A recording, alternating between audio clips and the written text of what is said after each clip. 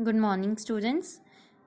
In the previous video, we are discussing on the topic general characteristics of compounds of alkali metals and we are doing oxides and hydroxides. ठीक है?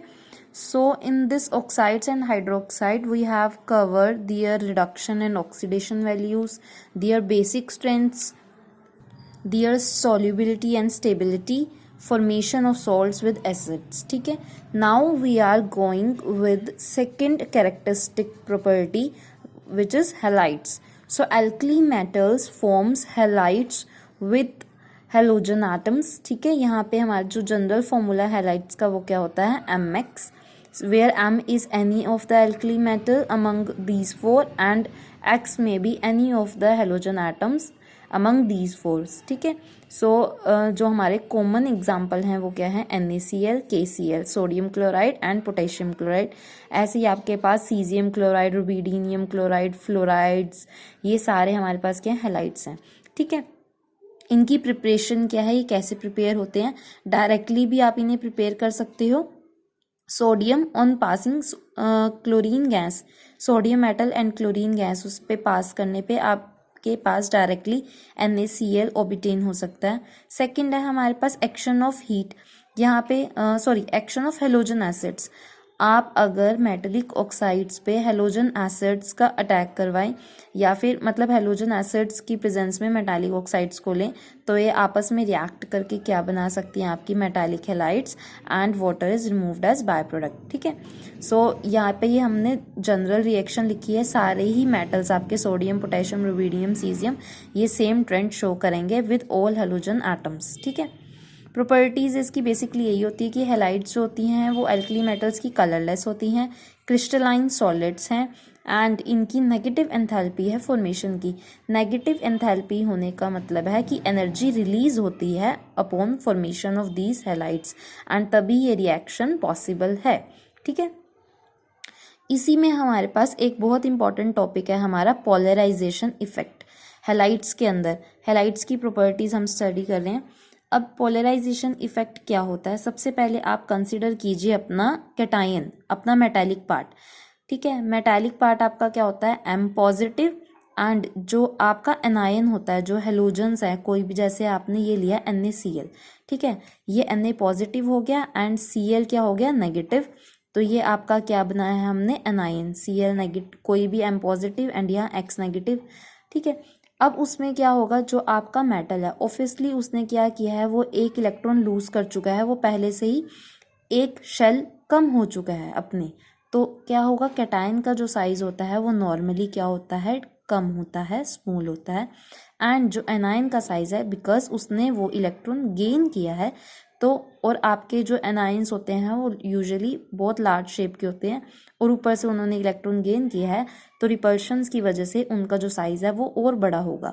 तो जो उनका size है anions का वो larger होता है. तो आपको ये बात याद रखनी है, cations are smaller in size and anions are larger in size.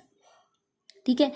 तो ये हमारे पास जो कैटायन है वो क्या करता है कि इसके इलेक्ट्रॉन क्लाउड को धीरे धीरे अट्रैक्ट करता है अपनी तरफ. ठीक है. एंड किसी एक टाइम पे क्या होता है कि पूरा का पूरा ये आपका जो ओरिजिनल इलेक्ट्रॉन क्लाउड है जो डार्क लाइन से शो किया हुआ है वो डिस्टॉर्ट हो जाता है. उसकी शेप में क्या आ जाती है, डिस्टॉर्शन आ जाती है. ये हमने बनाया है डिस्टॉर्टेड इलेक्ट्रॉन क्लाउड. ठीक है, डॉटेड से. सो ये क्या होगा, पोलराइजिंग कैटायन. एंड ये हमारा जो डिस्टॉर्टेड हो जाएगी एनायन की शेप उसको हम क्या कहेंगे, पोलराइज्ड एनायन. ठीक है. ये कैटायन पोलराइज कर रहा है एंड ये एनायन पोलराइज हो रहा है. So when a cation approaches an anion, ठीक है, the electron cloud of the anion is attracted towards the cation की तरफ अट्रैक्ट होना डिस्टॉर्ट होके स्टार्ट हो जाता है एंड दस गेट्स डिस्टॉर्टेड, और इसी वजह से डिस्टॉर्ट हो जाता है. This is called polarisation. ये हमारी किसकी डिफाइन है, पोलराइजेशन की. ठीक है. So the power of cation to polarise the anion. तो जो कैटायन की पावर है कि एनायन को पोलराइज कर सकता है, उसको अपनी तरफ अट्रैक्ट कर सकता है और उसकी शेप में डिस्टॉर्शन ला सकता है, उसकी इस पावर को हम क्या कहते हैं, पोलराइजिंग पावर. ठीक है. And the tendency of the anion to get polarise, और एनायन की वो टेंडेंसी जिसकी वजह से वो अपनी शेप में डिस्टॉर्शन लाने देता है, वो अट्रैक्ट हो जाता है कैटायन की तरफ, उसको क्या कहते हैं, पोलराइजेबिलिटी. ठीक है। So the greater is the polarisation, अगर पोलराइजेशन का प्रोसेस ग्रेटर है इसका मतलब क्या है कि concentration of electron between the atoms, thus greater will be the covalent character. अब ये हमारा बहुत इंपॉर्टेंट पॉइंट है कि जैसे हमने इसमें पढ़ा कि अगर ये पोलराइजिंग कैटायन है, बहुत छोटा साइज है इसका एंड इसको बहुत इसकी पोलराइजिंग पावर है, इसको अपनी तरफ अट्रैक्ट कर रहा है एनायन को, एंड एनायन की बड़ी शेप है, ये भी पोलराइजेबिलिटी इसकी ज़्यादा है, ये इसकी भी पावर है कि अट्रैक्शन शो कर सकता है कैटायन की तरफ अपनी शेप डिस्टोर्ट करके। तो यानी कि क्या होगा, जो इलेक्ट्रॉन डेंसिटी होगी वो कैटायन एंड एनायन के बीच में रहेगी बहुत ज़्यादा। ये देखो आप जैसे देख रहे हो ये इलेक्ट्रॉन डेंसिटी कहाँ जा रही है, सेंटर की तरफ मूव हो रही है। तो यानी कि जितनी ज़्यादा इलेक्ट्रॉन डेंसिटी सेंटर में रहेगी उतना ही ज़्यादा आपका बॉन्ड कैसा होगा, कोवेलेंट कैरेक्टर का होगा। So more will be the covalent character of the bond. ठीक है, तो फर्दर आपके पास क्वेश्चंस आते हैं, the covalent character of the bond depends upon which factor. तो simple, size of the cation, जितना ज़्यादा आपका कैटायन का साइज छोटा होगा उतनी ज़्यादा उसकी पोलराइजिंग पावर ज़्यादा होगी, पोलराइजिंग पावर ज़्यादा होगी उतना ही ज़्यादा उसका कोवेलेंट कैरेक्टर होगा।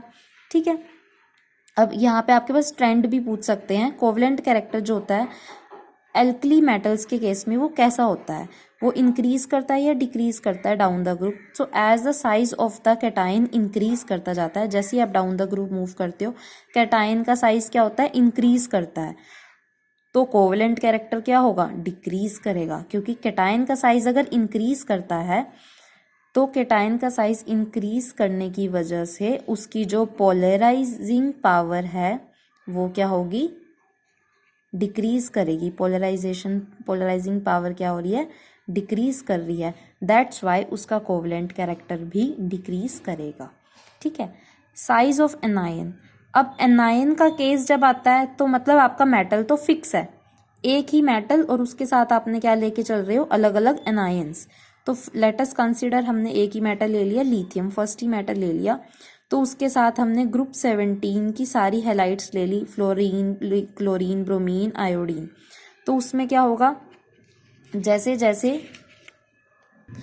जैसे आपका क्या होगा, एनायन का साइज इंक्रीज होता जा रहा है, डाउन द ग्रुप जाते हुए हैलाइड्स में भी क्या हो रहा है, एनायंस का साइज क्या हो रहा है, इंक्रीज हो रहा है। एनायन का साइज इंक्रीज होने का मतलब है उसकी पोलराइजेबिलिटी इंक्रीज हो रही है, एंड पोलराइजेबिलिटी इंक्रीज होगी तो कोवेलेंट कैरेक्टर भी इंक्रीज होगा। सो इसलिए जितने ज़्यादा आपके बड़े होते जाएंगे एनायंस उतना ही ज़्यादा आपका साइज भी इंक्रीज होता जाएगा। ठीक है, तो अब हमारे पास थर्ड है, चार्ज ऑन द आयन, आपके जो आयन है मेटल आयन उस पर चार्ज कैसा है। ठीक है, जैसे आपका सोडियम है उस पर +1 यूनी पॉजिटिव चार्ज, इस पे आपका बाई पॉजिटिव चार्ज, एल्यूमिनियम पे ट्राई पॉजिटिव चार्ज। तो क्या होगा, जितना ज़्यादा चार्ज होता जाएगा उसकी पोलराइजिंग पावर उतनी ही ज़्यादा होती जाएगी, क्योंकि जितना ज़्यादा पॉजिटिव चार्ज होगा वो उतने ज़्यादा इलेक्ट्रॉन डेंसिटी अपनी तरफ अट्रैक्ट करेगा और उतना ही ज़्यादा कोवेलेंट कैरेक्टर उसका होगा। तो जितना ज़्यादा जिसके ऊपर इलेक्ट्रिक चार्ज है पॉजिटिव उतनी ही ज़्यादा उसकी पोलराइजिंग पावर है, एंड हेंस उसका कोवेलेंट कैरेक्टर भी ज़्यादा है। ठीक है, फर्दर हमारे पास किस पे डिपेंड करता है, electronic configuration of the cation.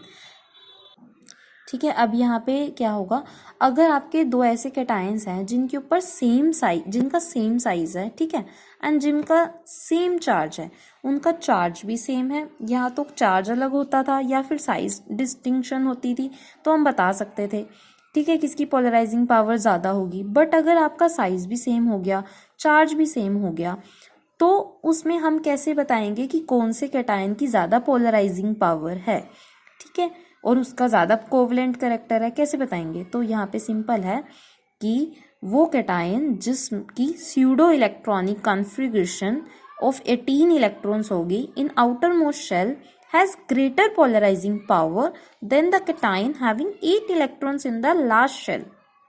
तो आप फिर ये देखोगे कि उसके आउटर मोस्ट इलेक्ट्रॉनिक कॉन्फ़िगरेशन क्या है।